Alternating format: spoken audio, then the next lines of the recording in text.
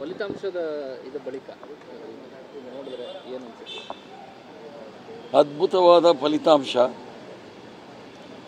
ಈ ಅದ್ಭುತವಾದ ಫಲಿತಾಂಶಕ್ಕೆ ಎಲೆಕ್ಷನ್ ಕಮಿಷನ್ ಆಫ್ ಇಂಡಿಯಾಗೆ ನಾನು ಶುಭ ಹಾರೈಸ್ತೇನೆ, ಕಂಗ್ರ್ಯಾಚುಲೇಷನ್ಸ್, ಅಭಿನಂದನೆಗಳನ್ನು ಸಲ್ಲಿಸ್ತೇನೆ. ಬಿಹಾರಲ್ಲಿ 65 ಲಕ್ಷ ಮತದಾರರನ್ನು ಮತದಾರರ ಪಟ್ಟಿಯಿಂದ ತೆಗೆದು ಈ ಒಂದು ಅದ್ಭುತ ಸಾಧನೆ ಎಲೆಕ್ಷನ್ ಕಮಿಷನ್ ಮಾಡಿದೆ. ಅದಕ್ಕೆ ಅವ್ರಿಗೆ ಅಭಿನಂದನೆಗಳನ್ನು ಸಲ್ಲಿಸ್ತೇನೆ. ಈ 65 ಲಕ್ಷ ಕಾಂಗ್ರೆಸ್ ಪರವಾದ ವೋಟು ಅಂತನಾ ಅಥವಾ ಆರ್ಜೆಡಿ ಪರವಾದ ವೋಟು ಅಂತನಾ? ಅಲ್ಲ, ಎಲ್ಲ ರೀತಿಯಲ್ಲೂ ಸಹ ಪ್ರಜಾಪ್ರಭುತ್ವದ ಪ್ರಕ್ರಿಯೆಗಳನ್ನು ನಿರ್ನಾಮ ಮಾಡಲಿಕ್ಕೋಸ್ಕರ ಎಲೆಕ್ಷನ್ ಕಮಿಷನ್ ಅಂತಕ್ಕಂಥದ್ದು RSSನ ಒಂದು ಘಟಕ ಆಗಿ ಕೆಲಸ ಮಾಡ್ತಾ ಇದೆ. RSSನ ಭಾರತೀಯ ಜನತಾ ಪಾರ್ಟಿ ಅಂತಕ್ಕಂಥದ್ದು ರಾಜಕೀಯ ಪಕ್ಷ. RSSದು ಎಲೆಕ್ಷನ್ ಕಮಿಷನ್ ಅನ್ನೋದು ಪ್ರಜಾಪ್ರಭುತ್ವವನ್ನು ನಿರ್ನಾಮ ಮಾಡಲಿಕ್ಕೆ ಇರ್ತಕ್ಕಂಥ ಕಾರ್ಯಚಟುವಟಿಕೆಗಳಲ್ಲಿ ಅವರು ಪಾಲ್ಗೊಳ್ತಾ ಇದ್ದಾರೆ.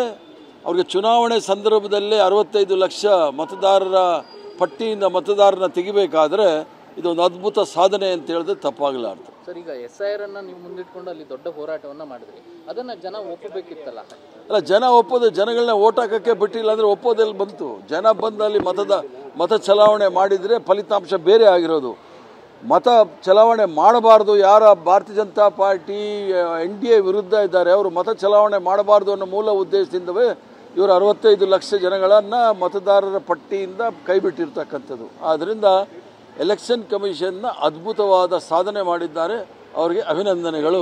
ಫಲಿತಾಂಶದ ಬಳಿಕ ನೋಡಿದ್ರೆ ಏನು ಅನ್ಸುತ್ತೆ? ಅದ್ಭುತವಾದ ಫಲಿತಾಂಶ.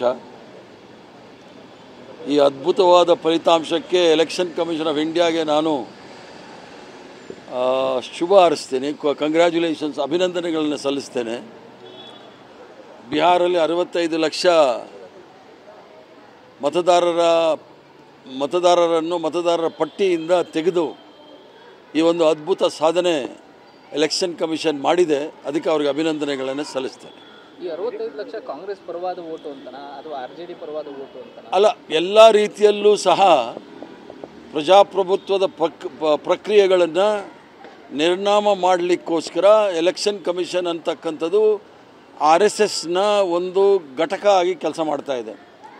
RSSನ ಭಾರತೀಯ ಜನತಾ ಪಾರ್ಟಿ ಅಂತಕ್ಕಂಥದ್ದು ರಾಜಕೀಯ ಪಕ್ಷ. RSSದು ಎಲೆಕ್ಷನ್ ಕಮಿಷನ್ ಅನ್ನೋದು ಪ್ರಜಾಪ್ರಭುತ್ವವನ್ನು ನಿರ್ನಾಮ ಮಾಡಲಿಕ್ಕೆ ಇರ್ತಕ್ಕಂಥ ಕಾರ್ಯಚಟುವಟಿಕೆಗಳಲ್ಲಿ ಅವರು ಪಾಲ್ಗೊಳ್ತಾ ಇದ್ದಾರೆ. ಅವ್ರಿಗೆ ಚುನಾವಣೆ ಸಂದರ್ಭದಲ್ಲೇ 65 ಲಕ್ಷ ಮತದಾರರ ಪಟ್ಟಿಯಿಂದ ಮತದಾರನ ತೆಗಿಬೇಕಾದ್ರೆ ಇದೊಂದು ಅದ್ಭುತ ಸಾಧನೆ ಅಂತ ಹೇಳಿದ್ರೆ ತಪ್ಪಾಗಲಾರ್ದು. ಸರ್, ಈಗ SIR ಅನ್ನು ನೀವು ಮುಂದಿಟ್ಕೊಂಡು ಅಲ್ಲಿ ದೊಡ್ಡ ಹೋರಾಟವನ್ನು ಮಾಡಿದ್ರಿ, ಅದನ್ನು ಜನ ಒಪ್ಪಬೇಕಿತ್ತಲ್ಲ? ಅಲ್ಲ, ಜನ ಒಪ್ಪೋದು, ಜನಗಳನ್ನ ಓಟ್ ಹಾಕೋಕ್ಕೆ ಬಿಟ್ಟಿಲ್ಲ ಅಂದರೆ ಒಪ್ಪೋದೆಲ್ಲಿ ಬಂತು? ಜನ ಬಂದು ಅಲ್ಲಿ ಮತ ಚಲಾವಣೆ ಮಾಡಿದರೆ ಫಲಿತಾಂಶ ಬೇರೆ ಆಗಿರೋದು. ಮತ ಚಲಾವಣೆ ಮಾಡಬಾರ್ದು, ಯಾರ ಭಾರತೀಯ ಜನತಾ ಪಾರ್ಟಿ NDA ವಿರುದ್ಧ ಇದ್ದಾರೆ ಅವರು ಮತ ಚಲಾವಣೆ ಮಾಡಬಾರ್ದು ಅನ್ನೋ ಮೂಲ ಉದ್ದೇಶದಿಂದವೇ ಇವರು 65 ಲಕ್ಷ ಜನಗಳನ್ನು ಮತದಾರರ ಪಟ್ಟಿಯಿಂದ ಕೈಬಿಟ್ಟಿರ್ತಕ್ಕಂಥದ್ದು. ಆದ್ದರಿಂದ ಎಲೆಕ್ಷನ್ ಕಮಿಷನ್ನ ಅದ್ಭುತವಾದ ಸಾಧನೆ ಮಾಡಿದ್ದಾರೆ, ಅವರಿಗೆ ಅಭಿನಂದನೆಗಳು.